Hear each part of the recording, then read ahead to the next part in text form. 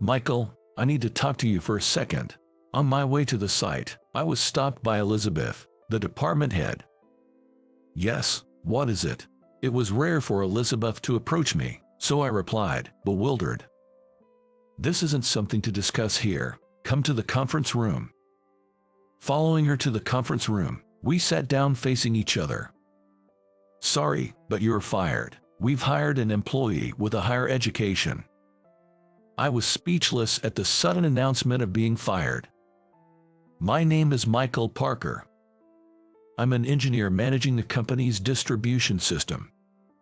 You're a middle school dropout, aren't you? I wonder about a company that entrusts the management of its logistics system to a dropout. Angered by Elizabeth's words, I retorted. Does education really matter when it comes to managing? Indeed, I was a middle school dropout, but I had studied systems on my own, and the company recognized my efforts, allowing me to join. The former department head, Tyler, who had worked hard for my hiring, was Elizabeth's predecessor, and it was thanks to him that I was employed at this company to this day. I lost my parents in a car accident when I was 5, leaving me without siblings or relatives, and I was placed in a child care facility. There was a computer donated to the facility, and since using a computer in 5th grade during a school lesson, I was drawn into the world of computers. I spent every possible moment at the facility on the computer, growing interested in programming. I reviewed and applied what I learned in class, making my own games to play with friends by the time I reached middle school. Though advised to pursue further education for my knowledge, financial constraints prevented me from advancing beyond middle school. The facility was always full, and knowing there were families unable to place their children there, I decided to leave upon graduating middle school and took a job living in and working at a burger shop that also provided meals for workers. Tyler, a frequent customer at the burger shop near the company, started talking to me soon after I started working. You're quite a young waiter, aren't you? When I was wiping tables and guiding Tyler, who was waiting for a seat, he spoke to me. The shop owner, Brandon, and Tyler were childhood friends. He's hired through a referral from the local child care facility. He's surprisingly knowledgeable about computers. He's even keeping the books on a computer, showing profits from sales at a glance. It's interesting to see which menu items are popular and the profit margins for each. Though, it's a bit annoying to find out things we'd rather not know. He laughed. Tyler, intrigued by my computer skills, said, "That's impressive. Our company is considering systematizing our logistics department. Computers are becoming a must-have, and without them, we can keep up with management. Even if you're busy, keep studying. If you're still studying computers at 18, we'll take you in at our company." By that time, I was hoping to leave the shop to him and take it easy. Well, working for Tyler's company will probably offer him a better future. Michael, give it a try. Brandon encouraged me. Both the facility and school recognized my computer skills, and I was glad to be acknowledged. When Tyler mentioned the logistics system, my salary was low and I didn't have much money to spare, but I saved up to buy a computer and spent any free time I had studying programming on it. Learning that tablets could speed up ordering and automate sales tallying, I programmed a system, bought a used cell phone to use as a tablet for orders, and tested it. I showed this to Tyler and received advice, improving the program.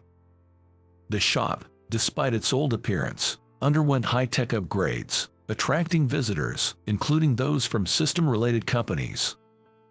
Brandon supported my experiments, providing money and time, allowing me to gain considerable knowledge by the age of 18. Then, Tyler offered, "You've done well to learn so much on your own. Would you like to join our company?" Though I felt guilty leaving the shop after Brandon had been so kind for 3 years, he said, "I didn't teach you to cook because I hoped you'd eventually join Tyler's company. Teaching you how to make burger wouldn't help you as a company employee. It's better not to learn things halfway. The shop is old, and even if someone took it over, it would need to be rebuilt. I don't want to ask that much of anyone. Once you're employed, you'll rent an apartment and live there. This shop will close eventually." Hearing that suddenly made me feel lonely. It was because the place had been like a home to me. If you need a guarantor when renting an apartment, I'll be it. I'll hire someone who seems like they could benefit from this experience. Perhaps from the childcare facility. Come eat here once in a while. Brandon tried to alleviate my guilt. I told Tyler about this, and he said, "That's because you worked hard. I've heard about your efforts from Brandon. Please take care of him. He's been a caring person since he was young." Tyler then suggested, "It's about time for you to take the employment exam. Sorry, but our company has never hired a middle school graduate for a technical position. It seems best if I headhunt you. Could you summarize the system you created at the burger shop in your resume? We'll consider it as part of the first round of selection." Following his request, I prepared my resume and handed it to him. Understandably, there was significant opposition within the company, but Tyler wanted them to see my skills. He arranged for me and a third-year engineer to compete in programming skills, and if I was deemed superior, I would be hired. I went to the company on the day Tyler mentioned to take the exam. After informing Brandon, he closed the shop the day before the exam to buy me a suit, accompanying me to the store. Trying on the suit and showing Brandon, he teared up, happy to see my growth. Wearing a suit for the first time felt awkward, and not knowing how to wear a tie, I was embarrassed when a female clerk did it for me. Teased by Brandon, someone commented, "You two seem like a close father and son." Upon hearing those words, I replied, "That's right.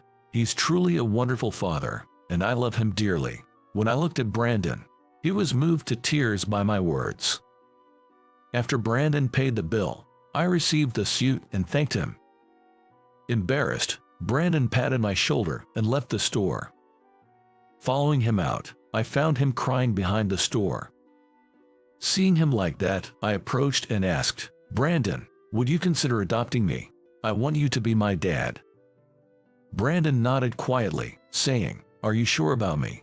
I wanted to say it myself but couldn't find the words. "I'm so glad you feel that way." And it seemed he was calling Tyler about it. That night, Tyler, Brandon, and I went out to eat to celebrate the adoption. "I've wanted to adopt you since the day I took you in. I'm glad your dream has come true." I never imagined Brandon felt that way, so I was truly happy. "We have an exam tomorrow, so we should call it an early night and rest." They sent me home first, but it seems Brandon and Tyler were drinking until the early hours. The next day, I left for the employment exam without waking Brandon. Though I was anxious about what the exam would entail, I was determined to study again and seize the opportunity if I failed. After the interview, I took the same exam as an employee 3 years into the company, who confidently wrote his program. I was surprised by the speed of his typing but remained calm and focused on my programming. After completing my program within the time limit, it seemed the employee had not finished his. Our programs were collected and tested on a test machine. First, the employee's program was tested, with the supervisor checking it. Although it functioned as required, it wasn't fully completed, resulting in deductions and an apparent score of 80 points. Then, my program was tested. Though not perfect, it scored 95 points. Given my self-taught skills despite being a middle school dropout, I was judged fit for employment. I immediately announced the good news to Brandon, sharing our joy. Returning to the shop, regular customers joined in celebrating, and I was set to start working the next day. We formally completed the adoption process, and I took Brandon's surname, Parker. After joining the company, the implementation of the logistics system became more intensive, and I became a part of the systematization project. Creating something from nothing was truly challenging.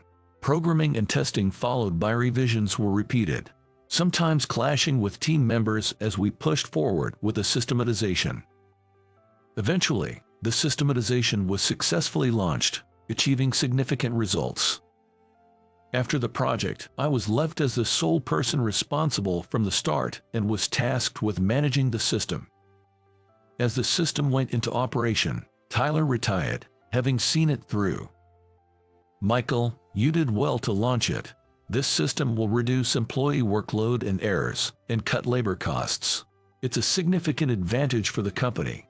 Tyler praised the system's introduction and operation, which was recognized as an achievement. He had been offered a position as an executive but chose to retire and enjoy his post-retirement life. Similarly, Brandon, now my adopted father, passed the burger shop on to a young person from the child care facility and retired. The young person also became part of our family through adoption, giving me a brother. Despite not being biologically related, we took care of our father together. Although Brandon had intended to close the shop, he reluctantly agreed to let my brother take over, secretly pleased. With their burdens lifted, Brandon and Tyler enjoyed their retirement, traveling and playing golf together. After Tyler retired, Elizabeth, who transferred from the sales department, became the head of our department. Elizabeth, who had no understanding of technical matters, often presented me with unreasonable demands, causing frequent conflicts between us. Whenever I refuted her points in meetings, it seemed to hurt her pride. She would leave the meeting room with a flushed face, a situation that worried our colleagues. Don't embarrass her too much. It's not good for your position. She's trying to make suggestions for the company. They tried to calm me down, but I couldn't stay silent when faced with criticisms of the system we all worked hard to establish. I disliked the disdainful look she sometimes showed, as if she looked down on people. When I glared back at her, knowing she didn't understand anything, Elizabeth, who is fiercely competitive, would glare back. I heard she had many conflicts with colleagues even when she was in sales. Even after she came to our department and knew I was the most knowledgeable about this system, she refused to acknowledge it. In this company, no one knew the logistics system better than I did, handling troubleshooting and improvements alone. The conversation in the meeting room was shocking. Really, she understands nothing. Disappointed, I sighed and said, "Understood, I'll resign as Elizabeth wishes. Who will be my successor? It's a complex system, so I'd like to do a proper handover." I wanted to ensure a smooth transition for my successor, but Elizabeth's response was, "There's no need to take over from a middle school dropout like you. We'll leave it to a more educated employee," she mocked. Frustrated by her words, I simply said, "Understood," then left the meeting room, returned to my desk, and wrote my resignation letter. When I submitted the resignation to Justin, the manager, he was visibly shocked. "Out of the blue, what's wrong? Are there issues with your terms of employment? Losing you would be a significant problem for the company. If there are any grievances about your conditions, please speak up." When Tyler retired, he specifically asked me to take good care of you. "I thought I was making things comfortable for you, so where did you find dissatisfaction?" Seeing the troubled look, I relayed exactly what Elizabeth had said to me. Elizabeth comes from a sales background and doesn't understand the technical aspects, so there's no need to take her seriously. Even if she talks about hiring highly educated employees, you're the only one who can manage that system, and even if someone were to take over, it would take at least a year, right? Justin seemed quite angry at Elizabeth's remarks. "I don't mind leaving, but I do want to ensure a proper handover, given the complexity of the system's architecture. Stopping the system would cause significant damage to the company." Justin nodded in agreement. "That's exactly why. Let me hold on to this resignation letter for now. I'll talk to Elizabeth about the risks involved with your leave and try to get her to reconsider," he said. "Thank you, I appreciate it." As I was about to leave, Justin asked, "Just out of curiosity, what do you plan to do after resigning from the company?" "I'll probably help at my brother's burger shop for a while." "Good to know you'll be around. We might hire you as a contractor if needed. That way, you won't have to deal with Elizabeth, and it might be more comfortable for you," he suggested. If she agrees to it, haha, I doubt she'd use me out of spite. I told Justin I wouldn't come to the office until a decision was made and decided to head home for the day. My father and brother were surprised by my early return, and they became quite concerned after I explained the situation. This experience made me truly understand the value of family for the first time. Although I had been worried over when I fell ill while living in the child care facility, being worried over by family somehow felt pleasing. Meanwhile, Justin spent time explaining to Elizabeth the contributions I had made to the company and what would happen without me. However, she refused to acknowledge his points, leading to the decision of my resignation being finalized. Justin reportedly confronted Elizabeth, asking, "If the logistics system fails and causes damage to the company, how do you intend to take responsibility?" Elizabeth coldly replied, "If the system built by a middle school dropout fails, then it just means it was flawed. We can just rebuild it. I don't think it's that difficult, especially since we've brought in employees from prestigious universities." Without taking her eyes off her computer, Justin relayed to me over beers at my family's shop, "Michael, I'm sorry. My inability to protect you is my fault," Justin said, downing his beer and asking for another. "Justin, I appreciate your concern, but don't drink too much. It won't help if you antagonize Elizabeth further and jeopardize your position. If the new employee can handle it, that might be for the best. Now that I'm resigning, I'm thinking of enrolling in a distance learning high school. I've realized the importance of having at least a high school diploma," I mentioned. "It's frustrating. I thought the strength of a technical job was that qualifications didn't matter as much. It feels like a denial of everything I've worked for." Justin, who had climbed the ranks based on his skills despite the educational hierarchy, was clearly upset on my behalf. Grateful for his support, I suggested, "Why not let Elizabeth's new hire try managing the system and see how it goes? I'll help out if there's trouble, regardless of the cost." Hearing this, my father chimed in, "That's a good suggestion. I'd be happy if you did that. Have you talked to Tyler about this?" I replied, "He's enjoying his retirement too much for me to worry him, and he can't really intervene with the company anymore. It would only upset him to know, asking to keep this matter confidential for Tyler's sake." That day, Justin stayed at the shop until late and didn't seem to want to leave, so I drove him home. Thinking of what I could do for him, I decided to create handover documents. I spent the next 2 weeks at night working on the handover documents and handed them to Justin on the day of my farewell. As I left the company, surrounded by many colleagues, Elizabeth and her new employee, Ethan, seemed unbothered and continued working afterward. Justin had tried to get Ethan to say goodbye, but she refused, adhering only to Elizabeth's instructions, and Justin stopped trying to communicate with her. After resigning, I enrolled in a distance learning high school and started attending classes. Spending my days without any contact from the company, I felt a mix of relief, assuming things were going smoothly, and a sense of loneliness. Then one night, I received a call from Justin. Answering the phone, I could hear his voice, filled with urgency. "The logistics management system has shut down. Ethan made changes without proper checks and without backup data. It's irreparable." "I'll head over right away," I said, going to the company where Justin was waiting. Led by Justin into the control room, I saw Ethan surrounded by many people, being yelled at. "When will it be fixed? You said you could handle it, didn't you? Not taking backups is sheer negligence. Who's going to take responsibility for this?" Amidst the chaos, Ethan lost his cool. "I told Elizabeth I couldn't do it. If you have complaints, talk to her. She knows how to handle the responsibility," pushing the blame onto Elizabeth. Elizabeth was nowhere to be seen, having left after learning of the mishap. "Now, fixing it is the priority. Michael, you're the only one we can rely on," Justin pleaded, and I approached Ethan. "Ethan, right. Tell me what happened." Ethan retorted, "It's none of your business anymore." This angered a former colleague. "How can you say that to Michael, who came all this way to help?" After moving Ethan away from the computer, they said, "Thank you for coming. Please, we're counting on you, and let me sit in front of the computer."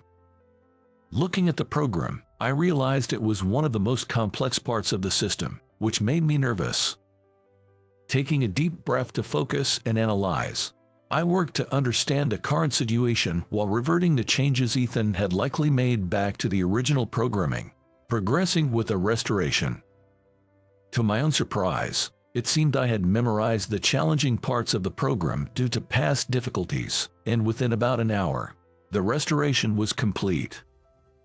After verification, the issue was resolved, leading to applause from my former colleagues, and I was greeted with numerous handshakes. Standing by, Ethan angrily exclaimed, "You've made such a complicated program. Did you design it to be understood only by yourself, making it impossible for anyone else to intervene? That's a cowardly way to do things." "I didn't do anything like that. It just turned out this way because I was trying to meet everyone's demands. This part of the program alone took months to develop. It's a complex and meaningful section to me. If you had examined it properly, you would have realized it wasn't something to tamper with," I replied. "Tell that to Elizabeth. She said that since a middle school dropout made a program, anyone should be able to handle it. But looking at it, it's clear that finding someone capable of programming at this level would be rare in the US. How did you acquire such skills?" Ethan spoke with frustration, but I left without responding. Walking to the company gate with Justin and former colleagues who saw me off, they said, "Elizabeth's reaction tomorrow will be something to see. We might even start a petition to have you come back. The company needs you," but I wasn't holding my breath. However, recalling the satisfaction of programming and seeing my work come to life reignited my desire to continue in this field. I considered seeking employment at an IT company, but my educational background posed a significant barrier. The only connections I had were with my previous employer, and if I wanted to remain in this line of work, returning there seemed like the only option. These thoughts occupied my mind as I lay in bed, staring at the ceiling. As I pondered through the night, dawn broke, leaving me to battle sleep deprivation throughout the day at the shop. That day, Elizabeth showed up at work as if nothing had happened, receiving a report from Ethan. When she found out I had resolved the issue, she reportedly slammed her desk in frustration. Ethan, witnessing this, was taken aback, and it seems a rift developed between them thereafter, leading to a breakdown in communication. The atmosphere within the department also deteriorated, prompting Justin to visit the shop more frequently to vent his frustrations. Next time there's a significant issue with the logistics system, Ethan might quit. He seems to be managing minor troubles, but it's taking too much time, and he feels overwhelmed. His reception among colleagues is poor. Elizabeth has turned a blind eye and stopped addressing Ethan's situation. Maybe she's planning to bring in a new employee. Saying so, he continued to ask for another beer as usual. "What's the best course of action?" I asked. "The best solution would be for you to return and for Elizabeth to be transferred," Justin muttered under his breath. "Demotion might be too harsh. Perhaps a transfer would suffice." With only 3 months until April, Justin considered leaving the company if Elizabeth remained. "How about we start a company together, Michael? I feel like we can achieve anything together." "You don't have to quit. I've thought about starting a business, especially after fixing the system the other day. It felt like I could still do it and wanted to test my skills, but with my educational background and no connections locally, it seems like returning to my previous employer might be my only option." My father, who rarely interjected, encouraged me. "Why are you so hung up on that? Go out there and test your skills. There's always someone better, and that's how you grow. Even if your educational background follows you, it doesn't matter if you're working for yourself. There's nothing to lose." Inspired by his words, I resolved. "All right, Father, I'll give it a try." "Good. If you're going places, get your driver's license first." "What about high school?" "Maybe I'll get the license first. Educational background doesn't matter if I'm working for myself," I concluded. As my father and I got excited about the prospects, Justin playfully protested being left out. "Hey, I was the one who brought it up, so include me too." I advised Justin to reconsider quitting due to his family and financial responsibilities and suggested waiting until the end of March personal changes. In the meantime, could you introduce someone? Convinced by my reasoning, Justin agreed, and I started attending driving school the next day. The driving school was crowded with the students about to graduate from high school, and seeing their various school uniforms made me sigh deeply. Thinking that these kids were ahead of me in terms of educational background, I felt frustrated, making even the thought of going to driving school painful. Despite the challenge, I was determined to finish as quickly as possible, attending every available class from morning till evening and obtaining my license in a month and a half. Next, I looked into buying a car during a break, and my father and brother approached me with smiles, handing me something. Seeing it, I immediately knew what it was. It was a set of car keys. They led me to the parking lot, where a white light van with a Narvis driver's sticker was parked. "This is for me." They nodded, and we got into the car. I got into the driver's seat and drove without thinking about a destination. We reminisced about the times we started working at the shop together, driving around until the gas tank was empty, caught up in our lively conversations. "I wonder what my life would have been like if I hadn't met you. You gave me love and let me pursue what I wanted. I'm truly grateful," I mused. "That's good to hear. All I did was not hinder you and offer support. It's just normal for parents to do that for their children. Don't hesitate to ask me for anything. You're still young with a long future ahead. Believe in yourself, and someone will notice," my father assured.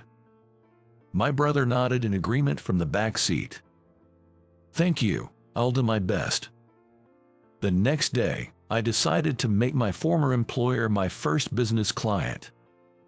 When I called Justin to tell him about my independence, he offered, "Congratulations on striking out on your own.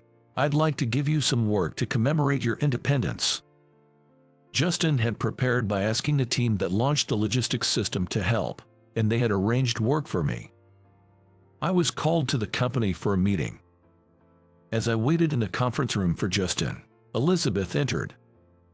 "Michael, it's been a while. The last time we spoke was here, wasn't it? I'm truly grateful you came to fix the trouble last time. I didn't realize how capable you were and how much your colleagues respected you. Judging you by your education was a mistake, and I'm sorry." Elizabeth apologized me. "I know it's a bit late to ask you to come back, but would you consider being our exclusive contractor? It seems everyone feels more at ease with you around." I was surprised by her unexpected proposal. When Justin arrived late, he asked her, "Have you already discussed it with him?" "I've talked to him, but he looks as surprised as if he's been bitten by a fox, doesn't he? He might not believe it coming from me. So Justin, please explain to him," she said, then left the conference room. I heard the rest from Justin, who proposed that I stay on as a permanent contractor, albeit with yearly renewals, but I decided to decline.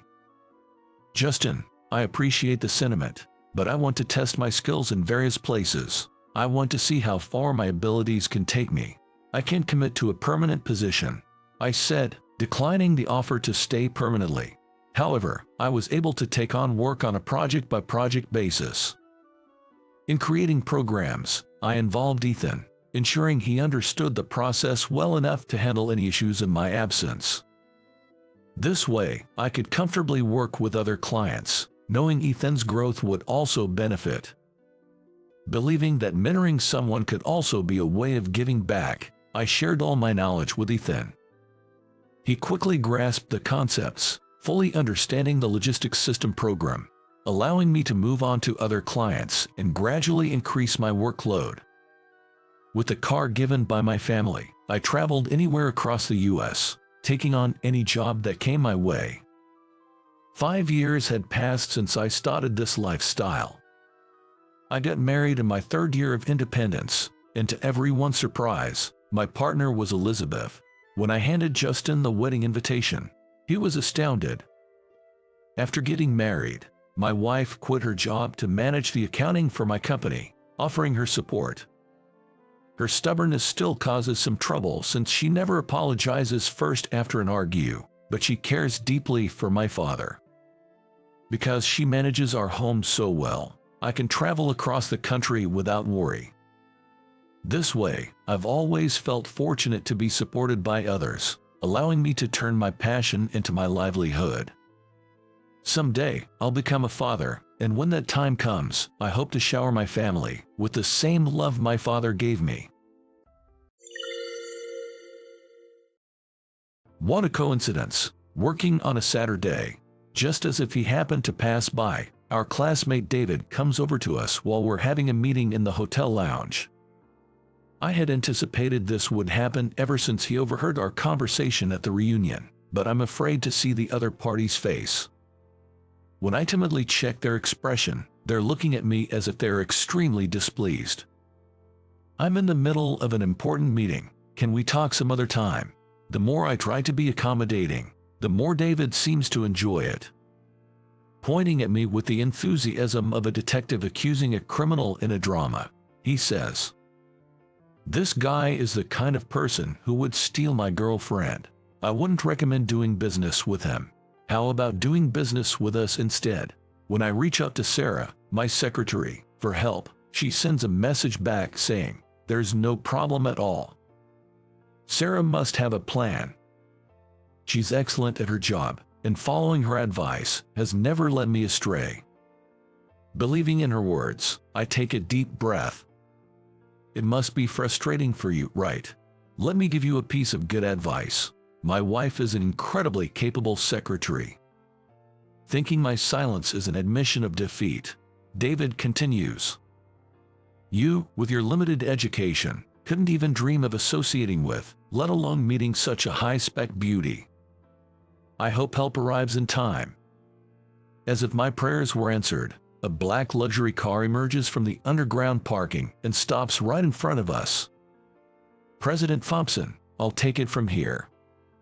Seeing Sarah step out of the car, David turns pale. "My name is Michael Thompson. I run a company that deals with wedding foods. It all started with a part-time job during my college days. I applied for a wedding staff position simply because it paid well. Seeing the happy faces of the brides, grooms, and guests made me want to work in the wedding industry, something I never imagined would lead me to start my own company. After working as a company employee for 8 years after graduating, I started my own business at 30. Before I knew it, the company had been running for over 10 years, and I was 42. Currently, we collaborate with various companies to provide unique wedding foods, which has made us popular among the younger generation. Though it hasn't been all smooth sailing, seeing the smiles on the faces of the brides, grooms, and guests on social media comments has always made it all worthwhile. It's been a cycle of that ever since. I think I've led a not-so-bad life. I don't want to go. The invitation to the reunion arrived just as I was facing a crucial moment, wondering whether a significant contract would be finalized. I'm already fretting on a daily basis. The last thing I need is more trouble. Apparently, I seem approachable and have been told that people find it easy to confide in me, regardless of gender. Having lent an ear to classmates, colleagues, bosses, and subordinates over the years has enhanced my communication skills, which has been beneficial in my current job, making all those consultations a good experience for me. However, there's one bitter memory. During my second year of high school, a female classmate consulted me about her boyfriend, David. David was in the same class, and although we didn't talk much, he was someone I knew. He's just too childish, getting sulky whenever things don't go his way. I strongly agreed with her. David's immature thinking often complicated things during team sports and group activities. Internally, I thought it would be better for her to break up with him, but it seemed she had no intention of doing so. It was one of those typical situations where the girl had already made up her mind and just wanted someone to listen. So I just listened without offering any specific advice. "Thank you," I feel relieved after talking to you, so I'll hold off on breaking up for now." She looked refreshed after our conversation, which made me feel good about lending an ear. But then the problem arose. "Hey, it's your fault we broke up." The next day, David was waiting for me at the front of the classroom, looking like he was ready for a confrontation. My fault. I just listened to her concerns, and she said she was considering breaking up but decided against it. Just listening. Don't play dumb. Someone saw you two looking cozy and chatting in the classroom. You two are involved, aren't you? Despite dodging a conversation about breaking up, it seems he pressed her and ended up steering towards a breakup himself. Thanks to female students who knew the situation stepping in, my classmates didn't misunderstand, but David alone insisted. They definitely have something going on. Afterward, he kept picking on me for anything, and we ended up in the same class the next year, leading to his so-called revenge continuing until we graduated from high school.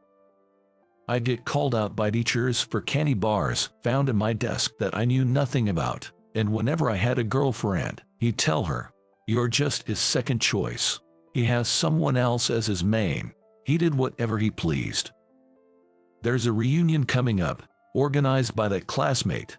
I haven't attended a reunion in over 10 years, so I thought I wouldn't receive an invitation anymore, but now, out of the blue, one has arrived. What do you think? My secretary, Sarah, coldly brushed me off, saying, "Don't ask questions when you already know the answer." He probably hasn't changed a bit and wants to continue that revenge on you. Sarah, when you say it, it sounds convincing. Sarah is 32, 10 years younger than me, but she appears more mature than her age. That's due to her upbringing. She has a personality that attracts troublesome men, and she's had her fair share of difficulties. It's been 5 years since she became my secretary, but I can't forget what she said on her first day at work. Is the interview still going on? According to Sarah, I was so nice that she thought she was being tested. At her previous job at a law firm, she was favored by a capable but dysfunctional lawyer, and without realizing it, she became his de facto personal secretary, even though she was just supposed to be a clerk. Her husband also has a personality like a grown-up child, and she always complains, "I'm surrounded by such men." I thought maybe he wanted to apologize for what happened during our school days, but if Sarah says so, I'll skip attending. I was about to send back the invitation with a "will not attend" response, but Sarah hastily grabbed my arm. Wait a minute, isn't that the day of the important meeting? And it's at the same hotel, right? I have completely forgotten because the meeting was on a Saturday. There was a product I had long wanted to handle for my company. It was from an established bakery in Washington, supplying wedding venues within the state with bread, but they had no intention of dealing with venues outside the state due to concerns over quality degradation, and they had refused contracts multiple times. CEO Anderson had finally agreed to meet, saying he was willing to discuss it if he happened to be in New York. So, I can attend the reunion after all, but it feels like a bad omen that it's on the same day. Without letting me interfere, Sarah swiftly took a pen from her pocket and marked "will attend" on the invitation. Why are you marking "will attend"? Mr. Thompson, attending this reunion will surely bring something good. The times don't overlap, so please enjoy yourself. Sarah was smiling, but her eyes were filled with anger. I racked my brain, wondering if I had done something to upset her. On the day of the reunion was scheduled during lunchtime in a banquet hall. The meeting was at 4 p.m., so I had plenty of time to attend after it finished. I don't drink, but I decided to forget about David for a while and enjoy catching up with old friends. Hey, isn't that Michael? Long time no see. Despite my hopes, David spotted me as soon as the reunion began. His face, not even trying to hide his scheming, gave me a bad feeling. It's been a while, thanks for sending the invitation. It was my turn to be the organizer this year, and I just had to see your face again. Haha. From there, it was just an endless session of David bragging. I'm working at that wedding gift company now. You're in the same industry, so you must know the name, right? The company name he mentioned was that of the largest wedding gift company in the industry. I didn't know David worked there, but I certainly knew the company. Is that so? That's impressive. Right. I even created a gift series from scratch. I got a President's Award for it and a special bonus, so I went on an overseas spree. Haha. That story sounds familiar. I tried to remember where I'd heard it, but David's misconceptions made it impossible to focus. In your small company, it must be tough managing, and the CEO probably can't afford to give out special bonuses, right? You're still just an employee, aren't you? An employee. I founded my own company. Although David mentioned he knew I worked in the same industry, he seemed to be referring to a different company I used to work for, dealing with wedding foods. It's understandable not to know, given that we hadn't met since high school graduation. Even I didn't know which company David worked for until just now. You're a president. Don't make such a lame joke. It kills the mood, doesn't it? Just like in high school, David refuses to believe what I say. I tried to hand him my business card, but he brushed it off with, "I don't need your card, haha." You're always like this, trying to steal my girlfriend or beat me, huh? Too bad you can't win, haha. Then, he started rehashing the past, saying, "It was like this that time, and the same another time." The atmosphere got worse, and a male staff member intervened, thankfully. "Good evening, Mr. Thompson." Looking closer, it was the banquet manager, someone we always deal with as one of our customers. "Good evening. I apologize for the late greeting." "No worries. I heard you have a meeting later in our lounge." I was surprised by how well they knew it, but it seems CEO Anderson is a well-known guest at this hotel. Whenever he has business in New York, he always stays here. He has a sweet tooth, especially known for using the lounge for his love of sweets. I had heard CEO Anderson frequents this hotel, but I didn't realize the staff would know him by face and name. CEO Anderson loves our strawberry sundae. It requires expensive strawberries, so guests usually need a reservation, but we made a special arrangement today. After the staff member returned to work, I hoped the strawberry sundae would work in our favor, momentarily forgetting David was still there. "You have a meeting after this?" David asked with a smug smile. I hoped he wouldn't crash it. "I'm going to grab some food, I'm starving." I escaped for the moment, but he knew where the meeting was. David is likely to barge in. Yet, according to the staff member's earlier comments, changing the location might upset CEO Anderson. I blamed Sarah, who wasn't even here, for suggesting I attend. Sure enough, as our meeting began with 3 of us, David appeared. What a coincidence, working on a Saturday. He pretended to stumble upon us by chance. CEO Anderson prides in craftsmanship and values etiquette. He looked at me as if displeased when I cautiously checked his expression. "I'm in the middle of an important meeting. Can we talk later?" The more I try to appease him, the more David seems to enjoy it. He points at me dramatically, like a detective identifying a culprit in a drama. This man tried to steal my girlfriend. I wouldn't recommend dealing with someone like him. I don't know who you are, but how about doing business with us instead? David handed his business card to CEO Anderson. "I work at that wedding gift company, unlike his small firm. I think it would be in your best interest to contract with us." CEO Anderson's face turned red with anger. "What is this nonsense? I'm terribly sorry, CEO Anderson. We will contact you later to reschedule." I thought we could only regroup and try again later, but CEO Anderson was not open to it. "That's enough. I will not contract with your company." I quickly instructed our representative to follow CEO Anderson, then messaged Sarah, who was waiting in the parking lot, in a panic. I rushed to settle the bill and follow. "What have you done? Right after I shouted that, a reply from Sarah came in. "There's no problem," reader message, calming my mind. Sarah must have a plan. She's competent, and following her advice has never led me astray. Believing in her words, I took a deep breath. David seems eager to see me in despair, following me as I make my way to the entrance with a light jog. Bitter, isn't it? This is payback for that day. You stole my girlfriend, so I thought I'd steal your contract. Haha. It's been over 20 years, and it's all based on his misunderstanding, yet he still holds a grudge. Let me tell you something good before we part. My wife is an incredibly capable secretary. After working as a clerk at a major law firm, she's now the executive secretary at a company famous for wedding foods. She's a beautiful woman, 10 years my junior. David continues, thinking my silence is an admission of defeat.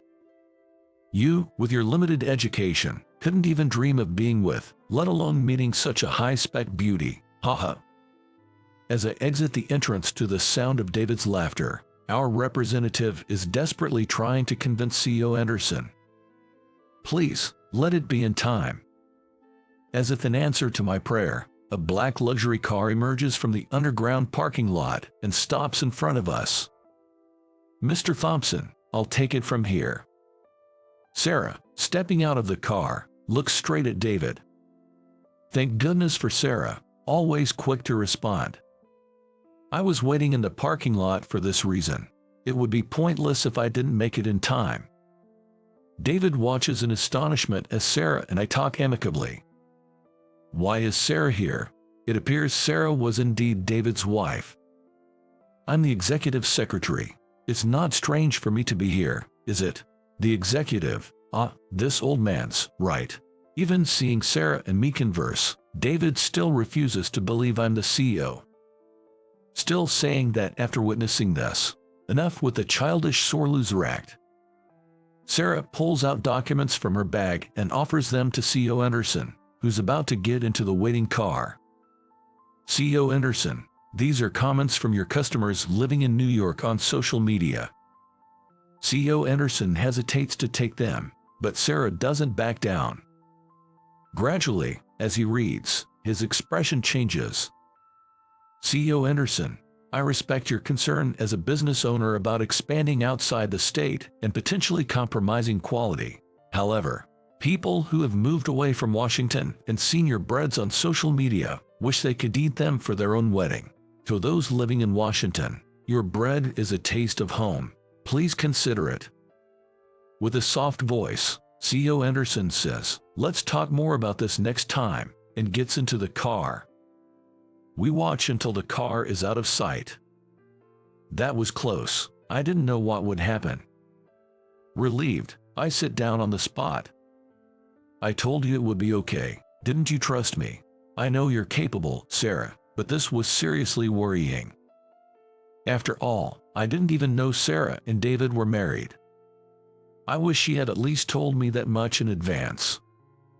So, you're stealing my woman again. David, who had been quiet, glares at us, finally snapping back to reality. Like I said, I didn't steal anyone, neither then nor now. I'm just the president of the company Sarah works for, and she's my secretary. Sure, as if a single guy like you hiring a beautiful, younger woman like Sarah as your secretary must have an ulterior motive. I hired Sarah for her competence. Though David realized that by saying this, he's demeaning his own wife, implying she was chosen as a secretary only for her age and looks. Sarah seems unfazed, but I'm annoyed. He knows nothing of the hard work she does behind the scenes. This isn't the time to be arguing about this. Are you okay with how things are? What do you mean? Your company is negotiating with CEO Anderson too, right? Now that she mentions it, that's true. CEO Anderson once let slip during a phone conversation. He mentioned it was bothersome being negotiated with by David's company as well, asking to drop the subject of wedding foods. You handed out your business card, right? David's face turns pale. The business card, of course, had both the company name and his name on it. If I were in CEO Anderson's shoes, I'd probably think twice about doing business with a company that employs someone like David. Seriously, I knew you were immature, but I didn't expect you to be this thoughtless.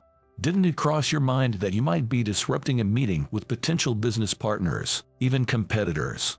Trembling, David fumbles with his phone to call his boss. We can hear him being scolded even from where we stand. A few days later, CEO Anderson contacted us saying, "If you can come to Washington, I'm willing to listen again." So, the representative, Sarah, and I headed to Washington. Is that David? Upon entering the company, we see David and his team, with David looking quite sheepish next to a colleague and someone who appears to be his boss, probably here to apologize. Sarah doesn't even make eye contact with her husband. "It's good of you to come." I was surprised to be greeted personally by CEO Anderson, who then shot David a sharp glare. "I won't be contracting with your company. I will be doing business with Michael's company. That's all there is to discuss. You may leave now." Please wait. About the other day, David's attempt to apologize is cut short as only we are led into the guest room. I catch a glimpse of his dejected face as the door closes. "I apologize for the other day.